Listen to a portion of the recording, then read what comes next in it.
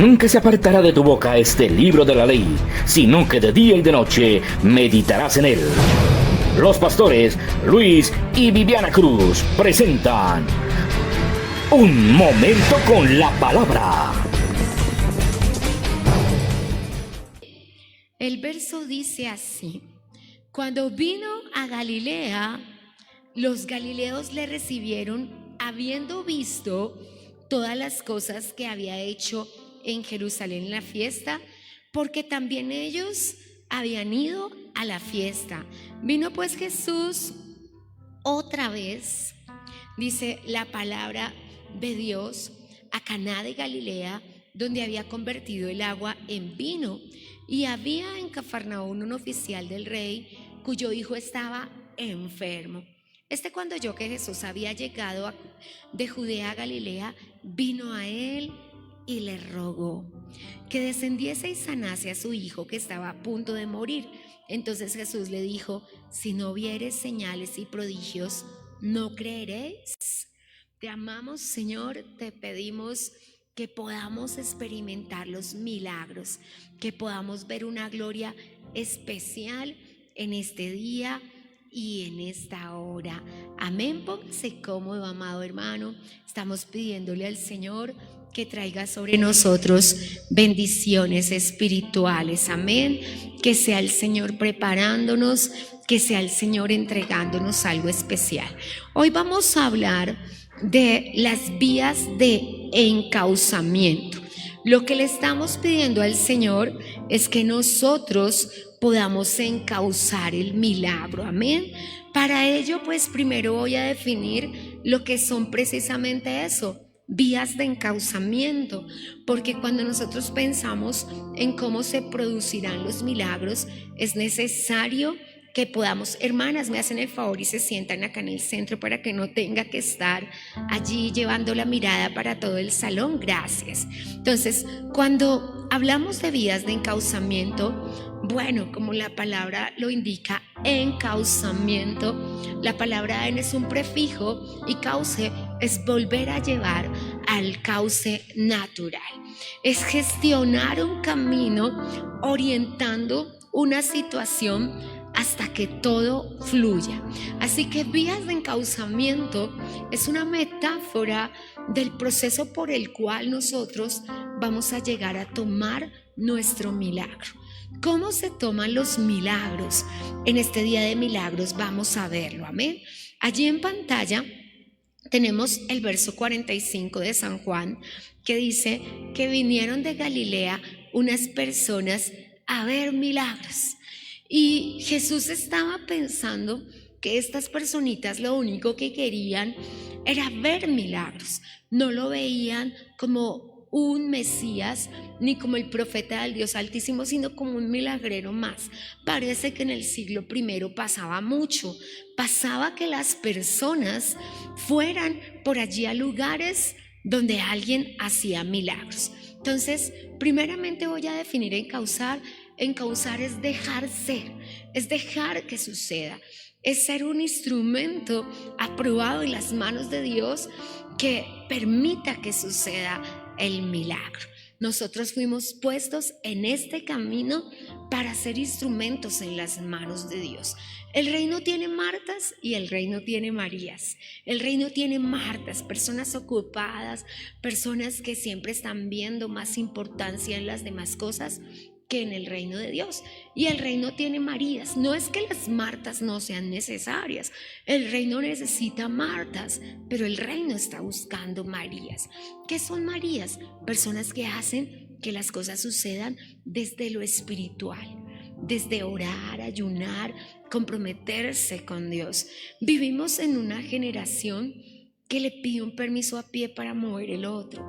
Vivimos en una generación que la diligencia, la disposición se ha acabado.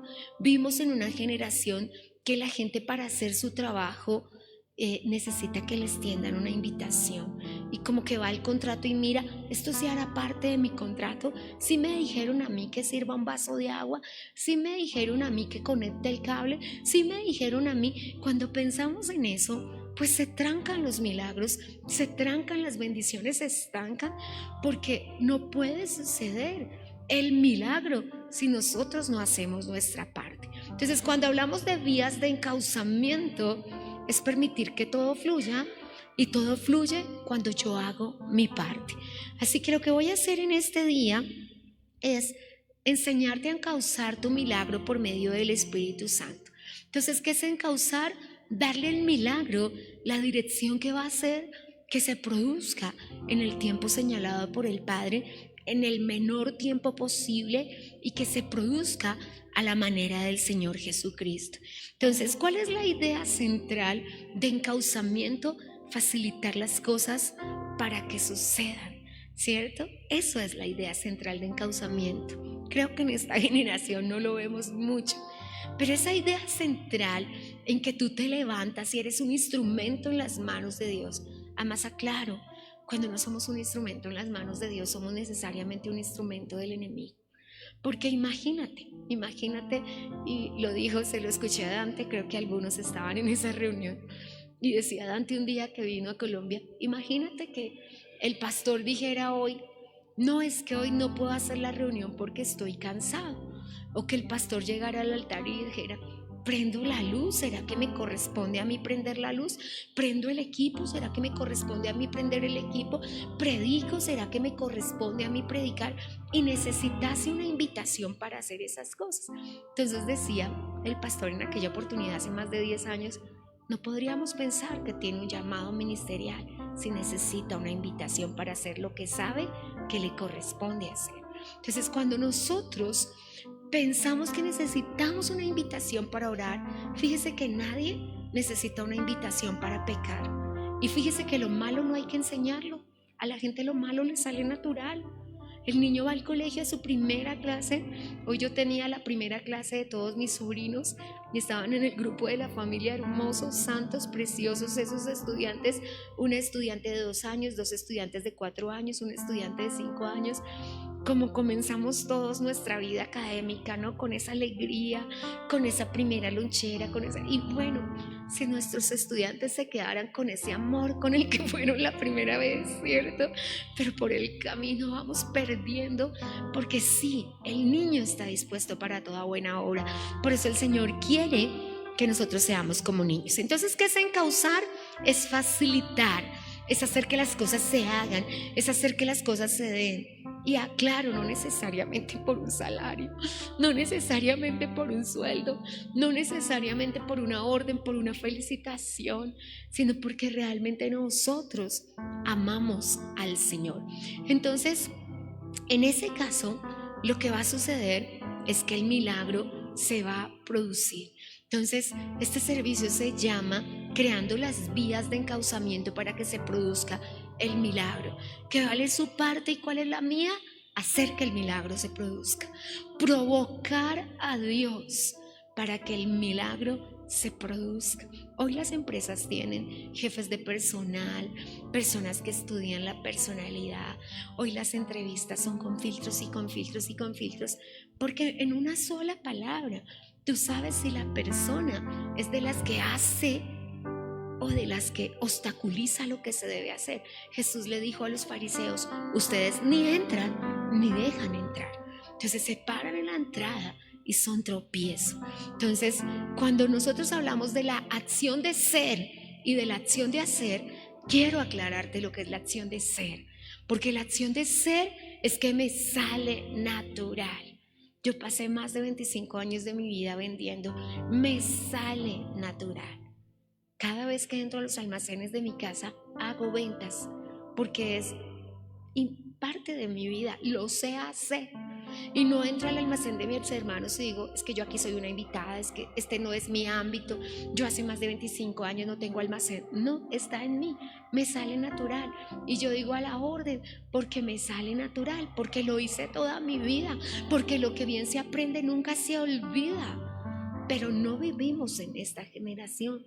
Vivimos en la generación en que el papá le tiene que decir al hijo: si algún día te dignas con amor, por misericordia, porque estoy jeteando y al borde de la muerte, hacerme un desayuno, me lo harás. Pero si estoy sano, tal vez no me lo hagas, ¿cierto? Porque vivimos así. Entonces, quien dirige, ordena, controla y hace todo para producir el milagro, somos nosotros. Quien hace el milagro es Dios.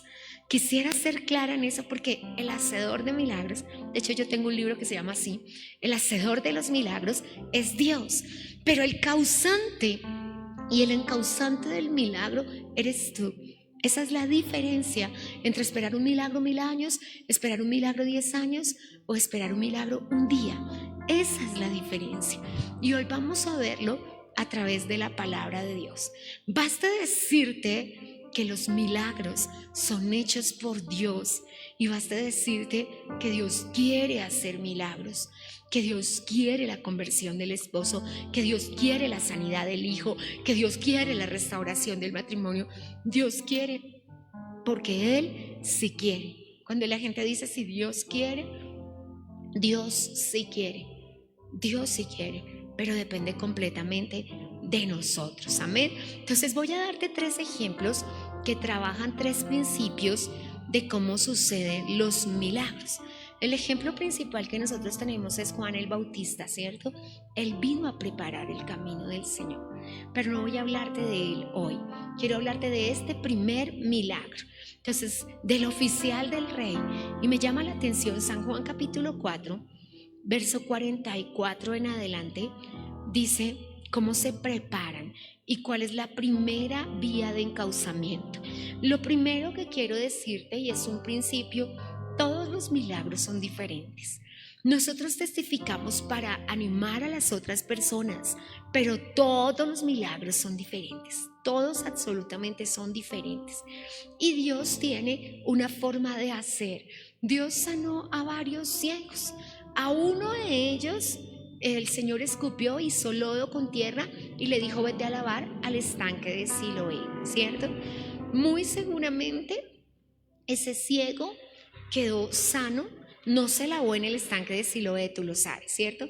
A otro ciego el Señor le dijo: sé tu vista, y él volvió a ver, ¿cierto? A Bartimeo el Señor lo llamó, y cada uno, y eran ciegos todos, pero a todos Dios los sanó de diferente manera. Entonces, déjeme contarle sobre este oficial. Léalo conmigo. Dice: cuando Jesús vino a Galilea, verso 45, los galileos le recibieron, habiendo visto todas las cosas que había hecho en Jerusalén en la fiesta, porque también ellos habían ido a la fiesta. Vino pues Jesús otra vez a Caná de Galilea, donde había convertido el agua en vino. Allá también habían visto un milagro. Y había en Cafarnaúm un oficial del rey cuyo hijo estaba enfermo. Bueno, los teólogos pusieron la sanidad del hijo de un noble. Un oficial del rey, siempre pienso en esto, un hombrecito que trabajaba para Herodes. Obviamente no era un creyente. ¿Qué hacía para el rey? Nosotros no lo sabemos, pero la Biblia dice, y quiero que lo lea conmigo, cómo se produjo ese milagro. Este verso 47, cuando oyó que Jesús había llegado de Judea a Galilea, vino a él y le rogó. Su búsqueda de Jesús surgió de una necesidad. Su hijo se estaba muriendo y él no estaba dispuesto a permitir que su hijo se muriera, y entonces se fue. Y me encanta porque cada caso que produjo un milagro intervino circunstancias totalmente diferentes. ¿Qué hizo este señor? ¿Cómo se imagina un hombre noble? La traducción de la palabra para noble es rico y poderoso, porque no solamente era secretario de Herodes, sino que era un hombre rico. Pero el texto dice que no tuvo ningún problema en, con humildad y sencillez de corazón, acercarse a Jesús y rogarle. ¿Sabe por qué rogó? Porque su hijo se estaba muriendo. Porque no es cualquier cosa que un hijo se esté muriendo. Note que no era una enfermedad sencilla. Entonces él rogó. Así que para él la vía de encauzamiento para su milagro fue la humildad. fue bajar la cabeza, fue ir a buscar a un hombre. Bueno, en Caná se había producido ya un milagro. Él no vivía en Caná, porque el Señor habla con él y le dice que se regrese para su tierra. Pero uno piensa, ¿qué estoy dispuesto a hacer si mi hijo está ciego? ¿Qué estoy dispuesto a hacer ante un diagnóstico difícil de un hijo? Entonces este hombre estuvo dispuesto a rogar. Me encanta, quiero que lo lea conmigo, quiero que lo lea con sus propias palabras. Verso 47, después del Galilea dice, vino a él y le rogó que fuera a sanar a su hijo que estaba a punto de morir. No tenía gripa, no dolor de cabeza. Entonces Jesús le dijo, no era una exhortación para él, era para todos. Si ustedes no ven milagros, no creen. Sin embargo, lo que le dijo a él era para decírselo a todos. Sin embargo, este señor, y me llama la atención que siempre las personas no cristianas, no judeocristianas, siempre bajan la cabeza. Si usted nota, la mujer sirofenicia dijo, sí, los perros comen migajas, dígame perro, pero por favor sane a mi hija. Y acá tenemos a este hombre noble, rico, funcionario del rey, diciendo, regáñeme todo lo que quiera, pero por favor salve a mi hijo. Esa humildad que sale del sufrimiento, ¿cierto? En ese momento dice el verso 50, que Jesús le dijo, ve, tu hijo vive. Y el hombre creyó, y su fe obediente lo hizo salir. En ese momento le dijo, Señor, ve, tu hijo vive. Y él se fue para su ciudad. Cuando iba a medio camino para su ciudad, que no era Caná de Galilea, cerquita a Cafarnaúm, cuando iba por el camino vinieron sus empleados y le dijeron, tu hijo vive. Mismas palabras del Señor Jesucristo. Y entonces él les dijo, para corroborar su fe, ¿a qué horas comenzó mi hijo? O sea que la ciudad no era a 2 horas ni a 3 horas, porque le dijeron ayer a la 1 de la tarde. El texto dice a las 7, porque las horas se cuentan desde las 6 de la mañana. Para Israel el día tiene las 12 horas del día que se cuentan a partir de las 6 de la mañana y no de las 12 de la noche, porque las otras están contadas en las vigilias de la noche. De las 6 de la mañana a las 6 de la tarde es el día y de las 6 de la tarde a las 6 es el siguiente día. No es nuestro horario, porque las vigilias se cuentan en las 4 vigilias de la noche. Es decir, que de las 6 de la mañana, la hora séptima es la 1 de la tarde. Y el hombre cae en cuenta y dice, a esa hora hablé yo con el Señor Jesucristo. Y él no tuvo que ir hasta allá a imponerle manos a mi hijo, sino que fue sanado por su palabra. Entonces, en este milagro, que es la sanidad de un hijo que se está muriendo, la vía de encauzamiento es la humildad. Y hasta nosotros no encontrar la vía de encauzamiento de nuestro milagro. Bueno, no creo que alguien tenga un diagnóstico de muerte y no esté capaz, dispuesto a orar, a ayunar y hacer lo que sea porque su hijo, su padre, su hermano no mueran.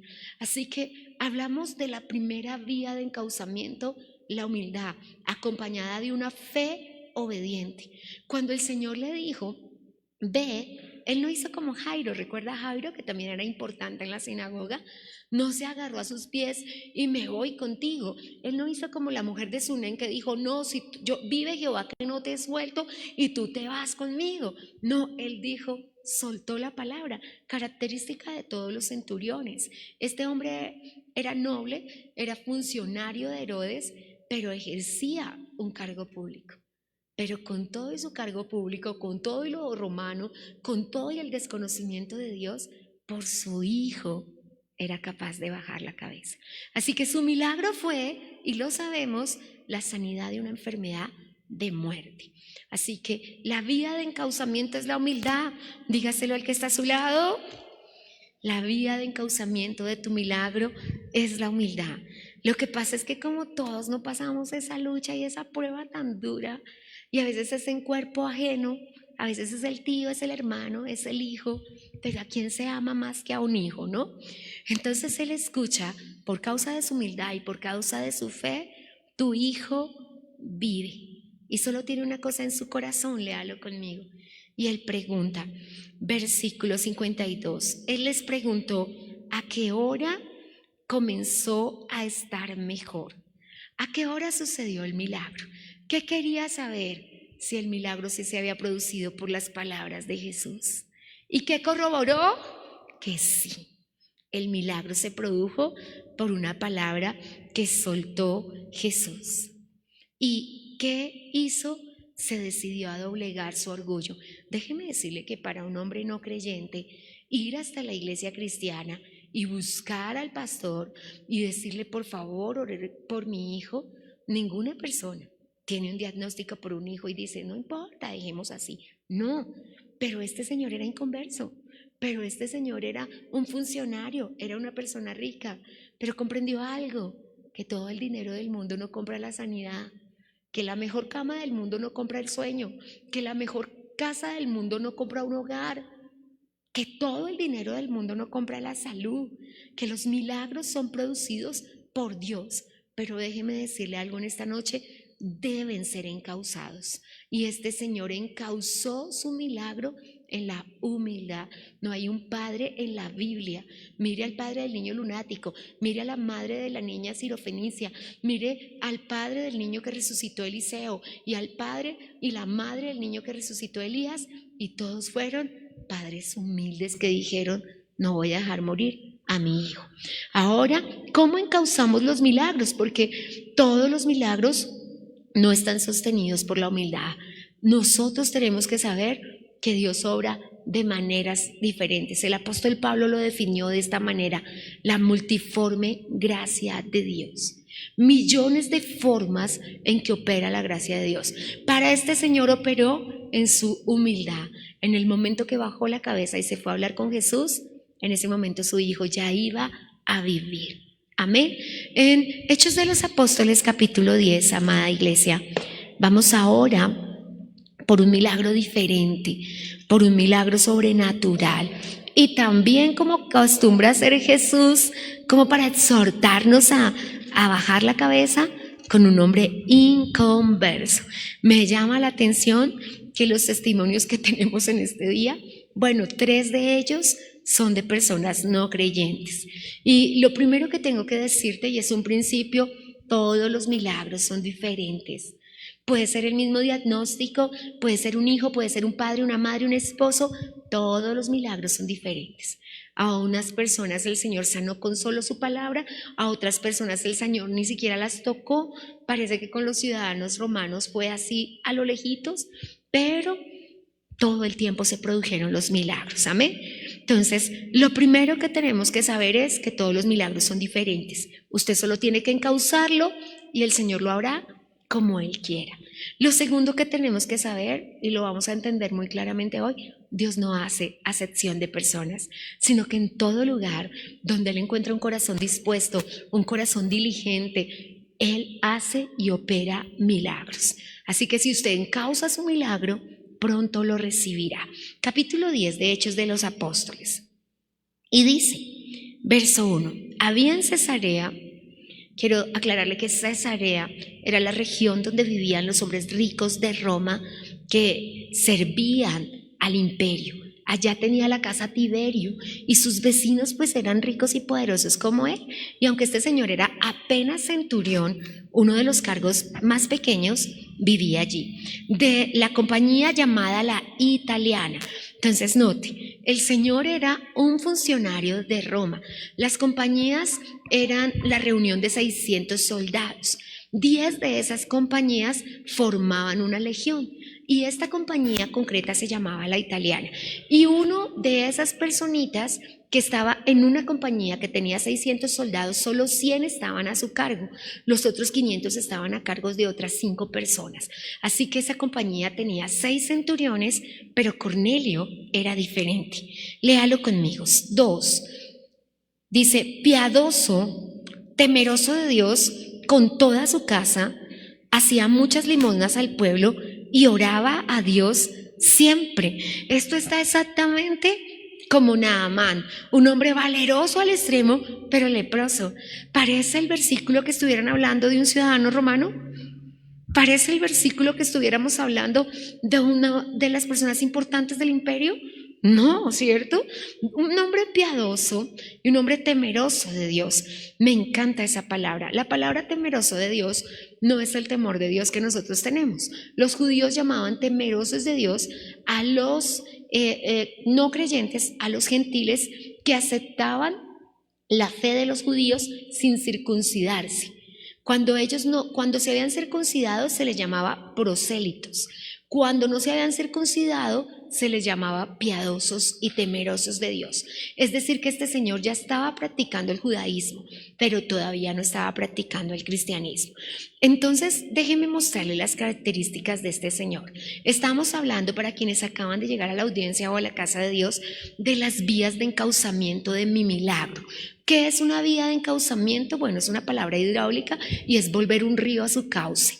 Pero ¿qué es una vía de encauzamiento? Es una metáfora que habla de lo que yo tengo que hacer para que se produzca mi milagro. Mi milagro puede ser de salud, como el noble. Mi hijo se está muriendo. Mi milagro puede ser como el que está sucediendo en esta casa, de conversión. Mi milagro puede ser financiero. La pregunta mía es, mi milagro puede ser de restauración de la relación. ¿Cómo se restaura mi matrimonio? ¿Y qué es lo que mi milagro puede ser de restauración financiera? ¿Qué es lo que yo estoy determinando hoy? ¿Cuál es la vía de encauzamiento? Comenzamos diciendo el primer principio: todos los milagros son diferentes. Y aunque cuando uno escucha el mismo diagnóstico, uno trata de decirle a la persona, ¿cierto? Tengo un amigo que dice, cuando uno está enfermo, lo único que necesita es un cuaderno, porque todo el mundo le va a dar recetas, ¿cierto? Sucede eso. Cada persona te va a decir, la tensión se baja así, la diabetes se quita así, los problemas se quitan así, porque vamos a tratar de decir nuestra fórmula. No es que no tengamos amor, es que queremos que la otra persona reciba el milagro. Pero lo que vamos a entender hoy es que los milagros los produce Dios, pero las vías del alcanzamiento las voy a poner yo. El camino lo voy a marcar yo. ¿Cuál fue el camino que marcó ese noble, que la Biblia no nos dice el nombre, pero que era una persona que trabajaba para Herodes? Nadie como Herodes en perversidad. Y para este tiempo en que Jesús ha comenzado su ministerio, pues ya no es Herodes el grande, el que se le pudieron las tripas, sino es su hijo, pero él es el que va a ser parte de la crucifixión del Señor Jesucristo. Así que para este tiempo es igual de malo que el primero. Y este señor trabajaba con él, pero bajó la cabeza porque su hijo se estaba muriendo. Ahora voy al segundo milagro. Tenemos un soldado romano que trabaja para la compañía La Italiana, que tiene una particularidad y me llama la atención. Él era piadoso, él era temeroso de Dios, pero el texto dice algo que me escandaliza. Bueno, escandalizar en la Biblia es otra cosa, pero dice que su esposa, sus hijos, sus sirvientes y sus soldados eran como él. ¿No le parece increíble? Trabajaban con él soldados romanos, pero la Biblia dice que toda su casa era temerosa de Dios como él. ¿Cómo se consigue eso? Déjeme decirle que hay personas cristianas que no hemos conseguido todavía eso.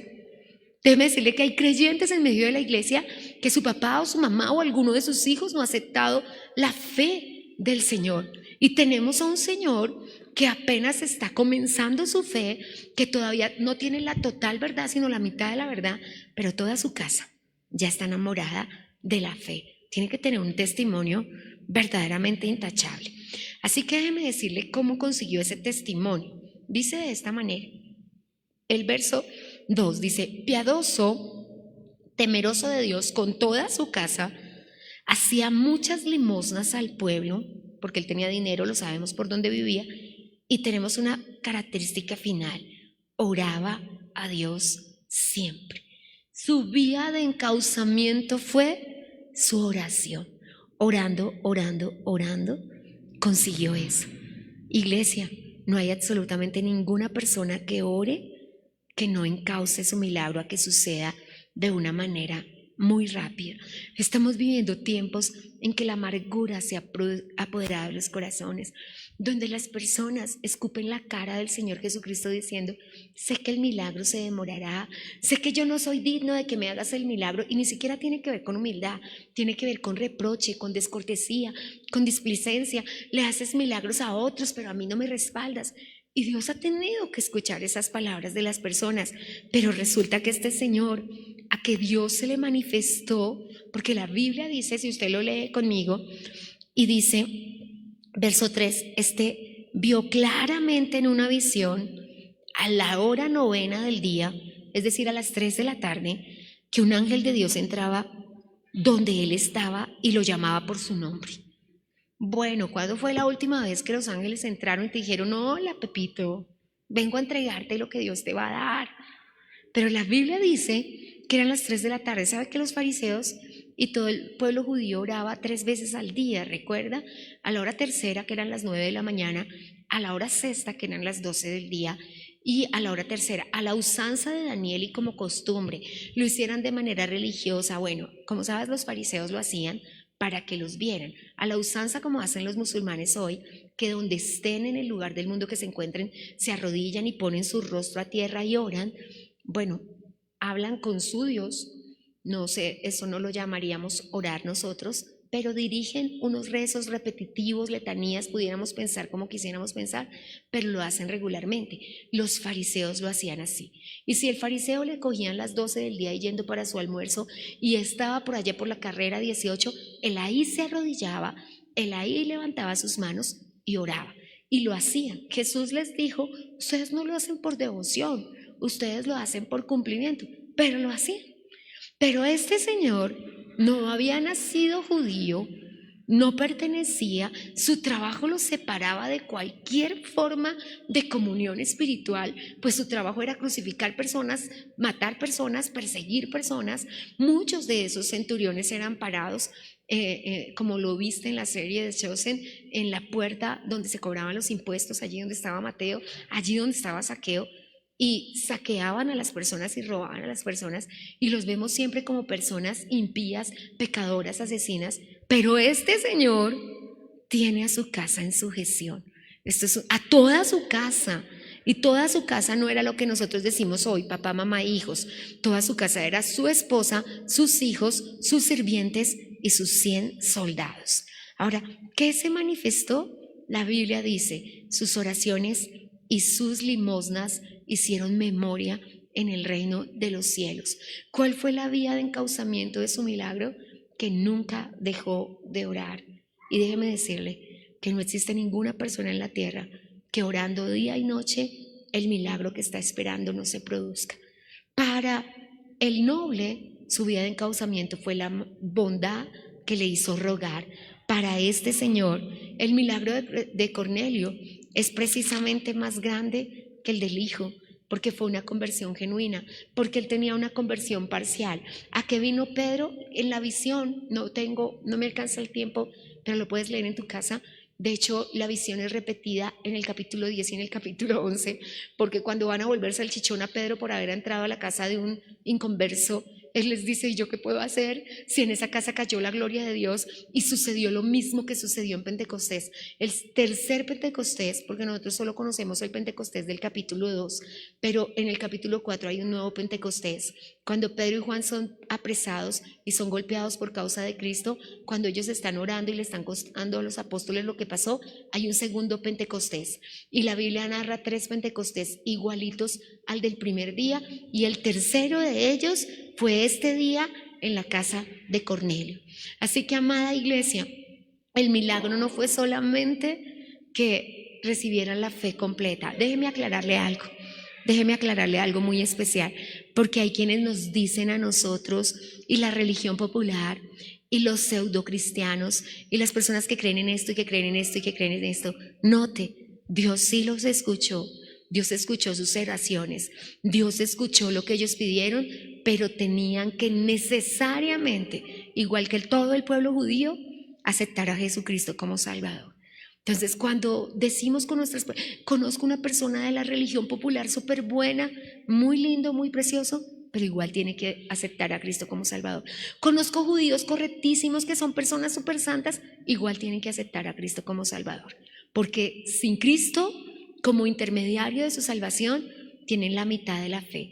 Así que el noble recibió la sanidad de su hijo y Cornelio recibió la salvación completa. Tenemos 2 milagros extraordinarios. No creo que exista un milagro más grande que una fe completa, porque algunos de nosotros nuestra fe no es completa. Y cuando estamos en casa pensamos en los milagros que no se han producido, pensamos que Cristo nos falló, que han pasado cosas. Y eso, mis amados creyentes, es escupir en la cara al Señor Jesucristo. Atrevernos a decirle a Cristo que nos falló es realmente ofenderle de una manera muy particular. Y tercero, ahí mismo en el capítulo 9, y hablamos en este día del encauzamiento de mi milagro. La primera vía de encauzamiento, la humildad acompañada de una fe obediente. La segunda vía de encauzamiento, y esto sí de todos los milagros, personas que oran a Dios siempre. Cuando tienen ganas, cuando no tienen ganas, cuando están bravos, cuando están contentos, cuando no tienen ni idea, pero igual siguen orando y siguen orando. Obviamente la generosidad de la que él habla también es importante. ¿Es un gran milagro la sanidad de un hijo que se está muriendo? Sí, pero también es un gran milagro que la vida eterna te sea revelada. En el capítulo 9 tenemos 2 personas y les escogí para las vías de encauzamiento porque apenas todos preguntan, ay, pero yo conozco inconversos que el Señor les ha hecho un milagro. Yo también. Porque a muchas personas, como dice el Salmo 68, dice, subió a lo alto, llevó cautiva la cautividad y trajo dones para los hombres y también le dio a los rebeldes. ¿Y qué es lo que dice el Señor cuando le da un milagro a una persona rebelde? Espera que esa sea la motivación para que le busque con amor. Es la razón porque en las campañas donde van inconversos son sanados, porque Dios espera tomar sus corazones a través de ese milagro. Porque en verdad Dios espera que si te hace un milagro y si sana a tu hijo y si restaura tu matrimonio y si libera a tu familia, tu correspondiente sea el amor. Dios lo espera. De verdad Dios lo espera, amada iglesia. El capítulo 9 de Hechos, solo una hojita atrás, en el verso 32, hay un señor inconverso en un lugar y el apóstol Pedro se acerca a él, versículo 32 del capítulo 9, y le dice, verso 32 del capítulo 9, aconteció que Pedro, visitando a todos, vino también a los santos que habitaban en Lida, y halló allí a uno que se llamaba Eneas, que hacía 8 años que estaba en cama, era paralítico. Y le dijo Pedro, Eneas, Jesucristo te sana, levántate y haz tu cama, y enseguida se levantó. Cuando escuchamos en Hechos de los Apóstoles esa expresión, uno que se llamaba, es porque todavía no era creyente. Y el texto nos dice que el portavoz del milagro fue soltar la palabra. Él solamente lo encontró. Él estaba visitando las ciudades que se estaban convirtiendo y vio a ese señor paralítico y le dijo, Jesucristo te sana. Así que hay muchas personas que lo único que producirá el milagro es soltar la palabra, y eso fue lo que hizo Pedro. Vamos a ver que no es Pedro el que hace los milagros, pero no todos los milagros son iguales. Ahí mismo, en el verso 36, hay una señora que no se enfermó, sino que se murió. Léalo conmigo. En el versículo 36 del capítulo 9 dice, había entonces en Jope, entonces Eneas vivía en Lida, y la ciudad siguiente, Duitama y Sogamoso, era Jope. Había una señora que se llamaba Tabita, que su nombre en griego era Dorcas, y dice, vías de encauzamiento de su milagro, abundaba en buenas obras y en limosnas que hacía.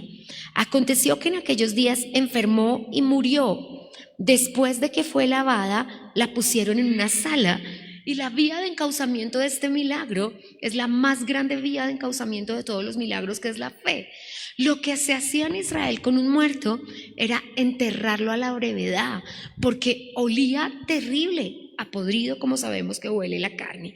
Sin embargo, la Biblia dice que las personas la lavaron y la pusieron en la sala y se fueron a buscar a Pedro, porque creían en su corazón que Pedro iba a ser un instrumento para resucitarla. Y efectivamente sucedió. Pero mira que Pedro no solamente soltó la palabra, para que veamos que todos los milagros, amada iglesia del Señor, no son iguales. Dice, verso 38, como Lida estaba cerca de Jope, los discípulos, oyendo que Pedro estaba allí, le enviaron 2 hombres a rogarle. no tardes en venir a nosotros. Note que nadie le dijo, tenemos una muertita esperándote. ¿No hubiera ido? No, sí hubiera ido. Solamente le dijeron, por favor, no tardes en venir, vente rápido. Nadie le dijo, hay un muerto de por medio. Porque yo creo que sí hubiera ido, pero era demasiada información, ¿cierto? Usted conoce a la gente que da demasiada información, está hablando contigo y le dice, ¿me espera que voy a hacer chichi? Eso es demasiada información, ¿cierto? Hay gente que te da demasiada información y ojalá no te digan más, pero hay gente que te dice más, ¿cierto? Porque es así. Pero esta gente de Hechos de los Apóstoles no te da mucha información, solamente le dice eso. Ahora, verso 39, levantándose entonces Pedro fue con ellos. Cuando llegó, léalo conmigo, cuando llegó, le dieron el boom, lo llevaron a la sala. Mira esto, yo hubiera pensado si fuera Pedro que era una trampa. Cuando llegó, lo llevaron a la sala donde estaba la señora muy linda llamada Tabita, muerta, y las señoras empezaron a llorar y a gritar. Eso se llama manipulación, ¿cierto?